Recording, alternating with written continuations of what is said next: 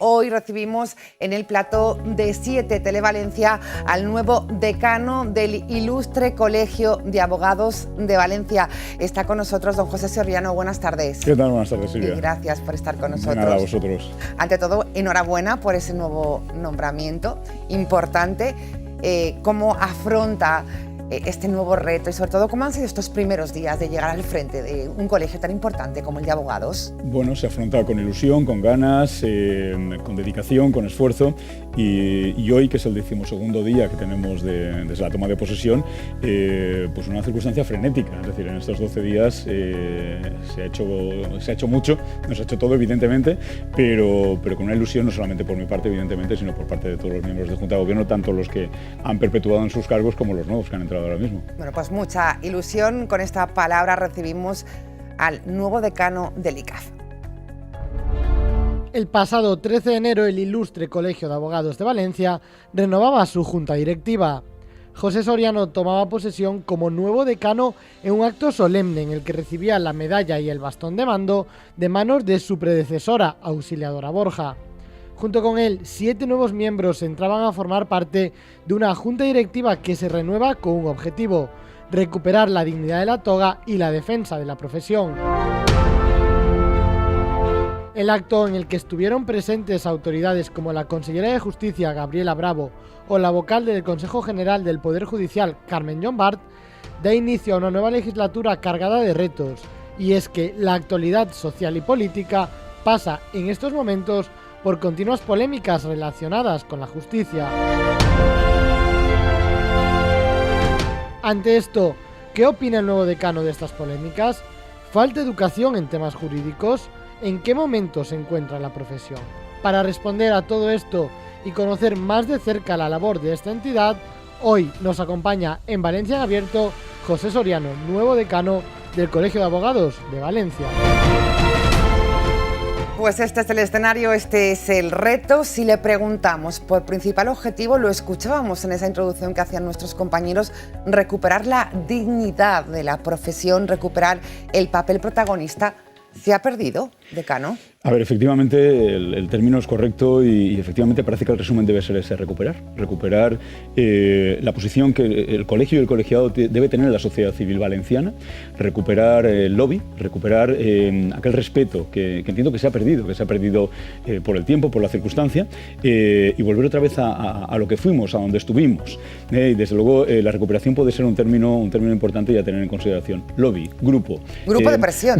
No como término despectivo, como término peligroso, no como término contradictorio, sino como término realmente de dignidad, de respeto, de fuerza, de posición, de visión, de que volvamos a ser lo que fuimos. Bueno, le preguntaremos también cómo va a conseguirlo, pero también entre sus objetivos marcaba que debe estrecharse la relación también con otros colegios, ilustres colegios de abogados, como por ejemplo Madrid, Barcelona, como ciudades potentes como la es Valencia. ¿En qué momento están? ¿Con qué se ha encontrado en este aspecto? ¿Y cuál es el reto que tiene por delante en ello? Desde luego que el reto, en resumen, sería cumplir, si luego entramos en ese capítulo de cuál sería el reto de esta Junta de Gobierno al completo, de los 15, desde luego que cumplir un objetivo, pero desde luego que recuperar ese objetivo en cuanto a lo que estábamos hablando. Somos el tercer colegio más grande de España, el primer colegio de la comunidad autónoma, y me parece que sigue faltando posición en esa situación. Hubo un momento determinado en que aquello que llamamos G4, Madrid, Barcelona, Málaga y Valencia, bueno, pues existían. Desde luego sin olvidar algo que yo llamaría, que no lo llamé hace poco, el G8, que serían nuestros 8 colegios del Consejo Valenciano de Colegios de Abogados. Por parte del otro día se me hacía una consideración por parte de un decano que efectivamente es cierta, es decir, dediquémonos a lo de aquí, dediquémonos a lo nuestro, dediquémonos a nosotros. El Consejo Valenciano debe de ser más potente, el Consejo Valenciano debe de reivindicar en Madrid qué debemos de ser, pero desde luego Valencia debe estar, porque si no está no es. Luego, por tanto, para ser, debemos de recuperar otra vez la calle, estar en la sociedad civil, y que la sociedad civil también venga a casa como vino el día de la toma de posesión. Es cierto, porque solo hay que ver las imágenes, ¿no? Una presencia importante, se quedó pequeño. Y es complicado que se quede pequeño el colegio. Fue una alegría que de verdad las instituciones vinieran porque yo también quiero ir, nosotros también queremos ir. Es decir, si nuestra casa está abierta, entiendo que el resto de casas estarán abiertas también para nosotros los colegiados. Y ese viernes 13 de enero, la verdad es que fue una alegría que el Salón de Actos del Colegio de Abogados de Valencia se quedara pequeño. Tuvimos que habilitar un aula para que bueno, pues pudieran seguir ese acto solemne que decíais, pero desde luego fue una alegría porque sí que nos dimos cuenta de que efectivamente el colegio empezaba a importa. Su candidatura no era la oficial, pero consigue el apoyo y el éxito para dirigir el Ilustre Colegio de Abogados en los próximos años, pero para ello José Soriano se rodea de un gran equipo, de un buen equipo. ¿Qué nos puede decir al respecto de ellos? Que son mejor que yo. Vamos a ver, yo creo que el éxito de esa campaña, el éxito de esa formación fue que los que te puedan rodear en un momento determinado sean, y lo reitero, mejores que tú en un momento dado para poder soportar esta situación de 4 años, soportar personalmente, profesionalmente esta circunstancia.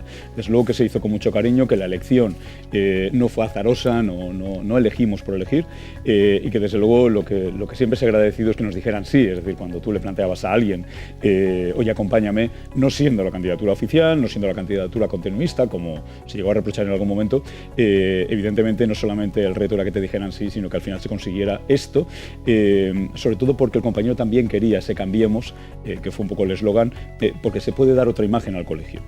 Bueno, pues todo un reto, como decimos, por delante, que hoy vamos a descubrir en 7 Televalencia. Hay un dato curioso hablando de las votaciones, y es que de un total de más de 11.000 letrados, únicamente votaron muy poco, alrededor de 1.500, si tenemos los datos correctos. Esto evidencia que está habiendo una desafección interna. Es otro de los objetivos. Bueno, desde luego que si hubo un dato también importante ese día electoral fue la baja participación, al margen de que ganara uno o ganara otro. La baja participación refleja un desarraigo absoluto que tiene el colegiado para con su colegio, la distancia que sigue manteniendo conforme a su colegio. Ni siquiera unas elecciones a decanato llevan a llamar la atención de la gente que tiene que aproximarse al colegio, y eso hay que recuperarlo de alguna manera. Desde luego que se le pone muy complicado al compañero la forma de votar. Tienen que venir a la Plaza de Tetuán 16 un viernes, habitualmente siempre prefestivo, por aquello de hacerlo más complicado, si pudiera ser. El voto por correo cuesta 4,5 €, luego por tanto vamos a complicarlo más teniendo que pagar. ¿Y cómo solucionar esto? ¿Un voto bueno, electrónico? el voto, claro. Esto existe ya. Claro, existe, pero no se quiere ni poner ni imponer, por aquel riesgo que tiene el que está a que tal vez se tenga que marchar. Si no tienes ningún miedo a quedarte, si no tienes ningún miedo a estar o a perpetuarte en el cargo, no tienes ningún miedo a que la gente venga a votar. Algunos colegios de abogados ya lo tienen desde hace años, pero las últimas elecciones en Madrid fueron algo parecidas a las nuestras, sino peores. Es decir, que efectivamente cuando no se pone algo fácil al compañero al participar, no lo va a hacer. Tiene otras cosas que desarrollar en su vida profesional diaria o incluso la personal. Aún así, hubo una alegría ese día electoral, pero desde luego que el 13,87% del censo del que viene a votar, lo único que refleja es que el compañero tiene un desarraigo con el colegio y que el colegio tampoco sabe arrastrar a que ese dato sea mucho más atractivo. Bueno, pues esa votación electrónica es otro de los objetivos que tiene. Lo es. Y sobre todo que los abogados se sientan, en definitiva, protegidos por su colegio, ¿no? Bueno, uno de los objetivos también de la campaña era defender a quien defiende. Hay un momento determinado que nos olvidamos de que nosotros somos la última línea de defensa entre cualquiera quien le ataca. No ponemos colores, ni posturas políticas, ni circunstancias, pero nosotros seguimos defendiendo a aquel que nos pide. Pero nos hemos olvidado de defender a quien defiende. Desde luego que la profesión cada día es más complicada, supongo después hablaremos de esto, pero la profesión cada día se está encontrando con más agresiones, igual que los sanitarios lo sufren, igual que la ciudadanía lo puede sufrir en la calle en estos tiempos de conflicto. Desde luego que la abogacía está sufriendo todos los días esa falta de atención, y por tanto el colegio tiene que estar defendiendo a quien defiende. Siempre se ha hecho con el amparo colegial, falta tridimensionalizar esa figura del amparo, y hay que salir a la calle para defender al compañero. Y se va a hacer, me imagino que en esta legislatura, que es uno de los principales principales retos. Y se va a retos. desarrollar y se va a ampliar, sin apartarnos de ese amparo, pero desarrollándolo y ampliándolo en el motivo que necesita el compañero. Las cuotas colegiales es otro de los temas siempre polémicos cuando uno llega a un nuevo cargo, a un nuevo reto, y más si se habla del Ilustre Colegio de Abogados de Valencia. ¿Qué va a hacer, decano, en este aspecto. Los abogados reclaman que se baje la cuota salarial. ¿Es posible ahora mismo? Lo que hay que hacer es cumplir y lo que hay que hacer es bajar y rebajar la cuota. Desde luego que lo que hay que hacer es atemperar el gasto, desde luego que lo que hay que hacer es intentar encontrar la forma y la manera de que efectivamente las cuotas no sean gravosas para el compañero. Desde luego que si nos estamos quejando en la calle de que los salarios, de que pues no tienen relación directa con los precios, desde luego que habrá que saber que las cuotas no tienen relación directa con los servicios.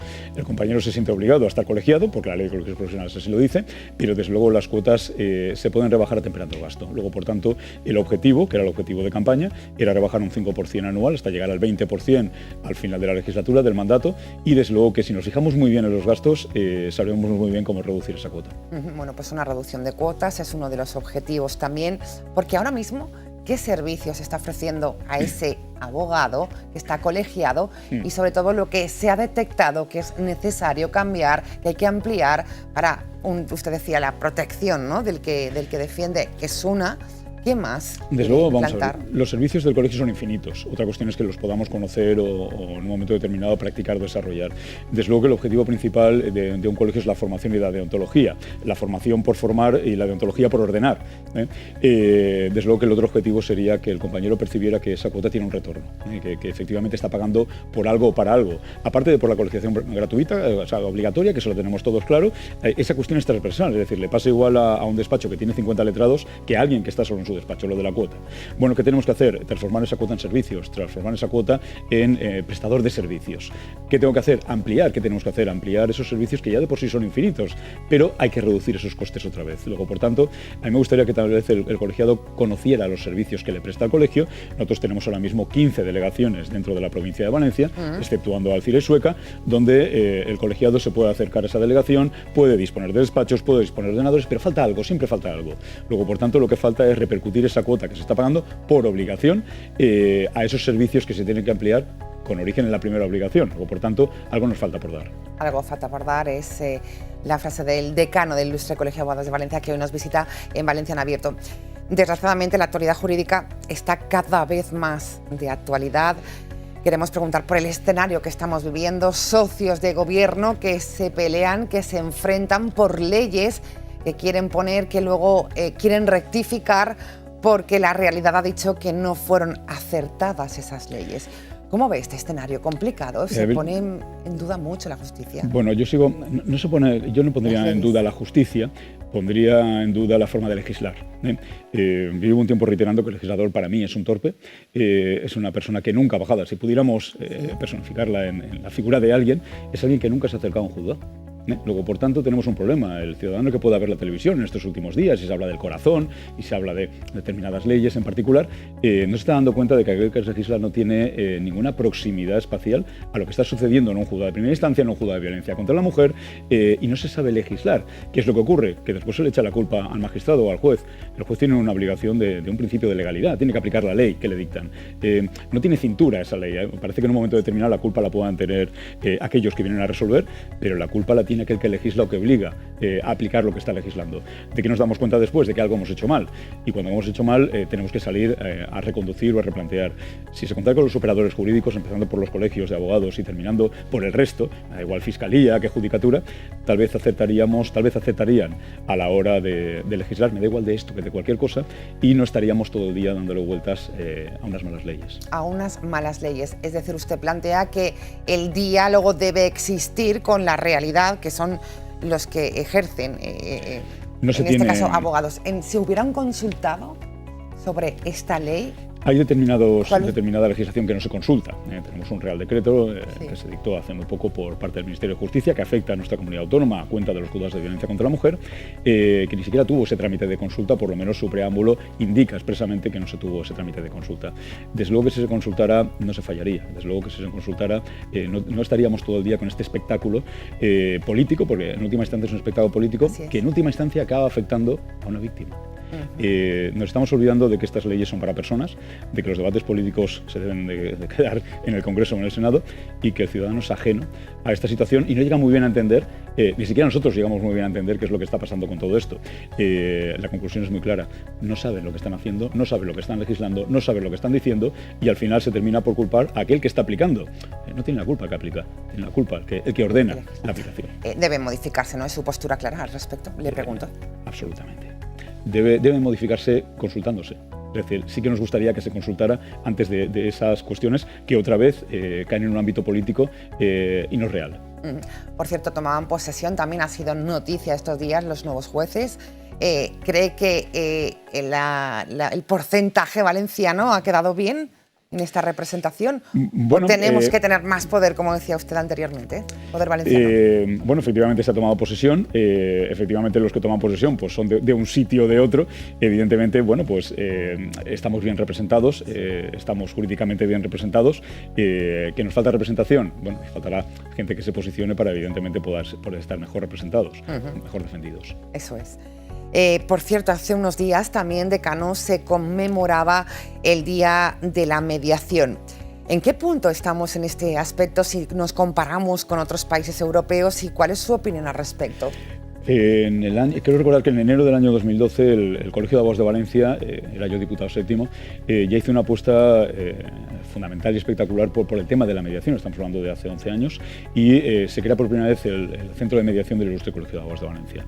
La apuesta ha sido perpetua, infinita, pero falta algo. Otra vez nos vuelve a faltar algo.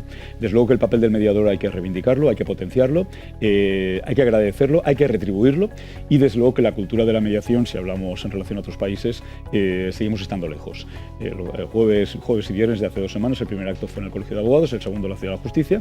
Efectivamente la mediación es esa solución alternativa que se tiene que dar, pero no para descongestionar los juzgados. Parece que la ley lo que plantea es, oiga, vamos a desatascar los juzgados gracias a la mediación. La mediación de por sí ya tiene la fuerza suficiente como para no tener que desatascar nada y la mediación, desde luego, en ese clima de buscar la paz previo a un procedimiento judicial, debe de ser reivindicada, incluso debe de ser obligada.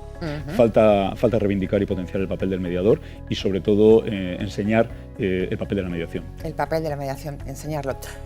Por cierto, la lentitud en la justicia es algo que también, bueno, pues vemos esos procesos que se alargan, especialmente pues, cuando lo seguimos a nivel de corrupción, casos que tardan mucho en tener esa sentencia.